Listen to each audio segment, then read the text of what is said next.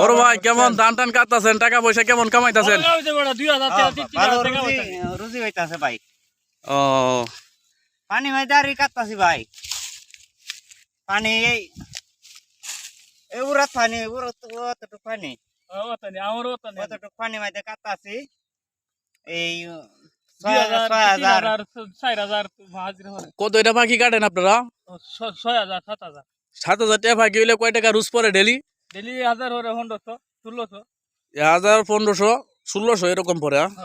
তাইলে আলহামদুলিল্লাহ তো অনেক টাকা কামাইতাছেন। ইনশাআল্লাহ। ঈদের বাড়িতে যাবেন না? ঈদ তো আয়া বসে। শিওর নাই না হতে তারি।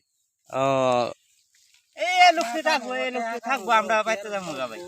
বাড়িতে তো বউ বাচ্চা আছে, অবশ্যই যাওয়া লাগবো, মার্কেট টার্কেট করানো লাগবো।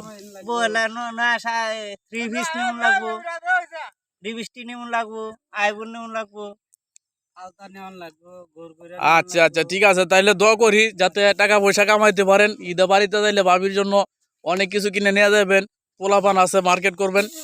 তো আপনাদের জন্য দোয়া ও ভালোবাসা রইল প্রিয় ভাইয়েরা। ঠিক আছে, কাজ করেন গা। হ্যাঁ ঠিক আছে। এই যে আমার বড় ভাই কালকে আইছে। কি অবস্থা ভাই আপনার? এই তো ভাই ভালো। বাড়িতে তো ঘর করছেন শুনলাম অনেক বড়, কয় লাখ টাকা খরচ করে বানলেন? প্রায় 4 লাখ টাকা।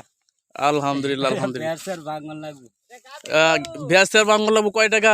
ঋণ টিন কত হয়েছে? প্রায় 1.5 লাখ টাকার মতন বেরাচ্ছে। আচ্ছা সমস্যা নাই, এখন তো রুজ কত করে পরে আপনার? পেটে মাঝে বাছুর আছে 3,000 হরে। গাভি আচ্ছা আচ্ছা আচ্ছা আচ্ছা ঠিক আছে, তাহলে ধান কাটেন, দোয়া করি। অবশ্যই আপনাদের জন্য দোয়া ও ভালোবাসা রইল। এই যে বড় ভাই বসে আবার শান্তি নাই, কাজ করলে খাওয়া আর না করলে উবাস। মধ্যবিত্ত আমরা, কাজ করে খেতে হবে, এটাই সত্য। দেখেন কি অবস্থা, ধানটা নষ্ট হয়ে যেতেছে।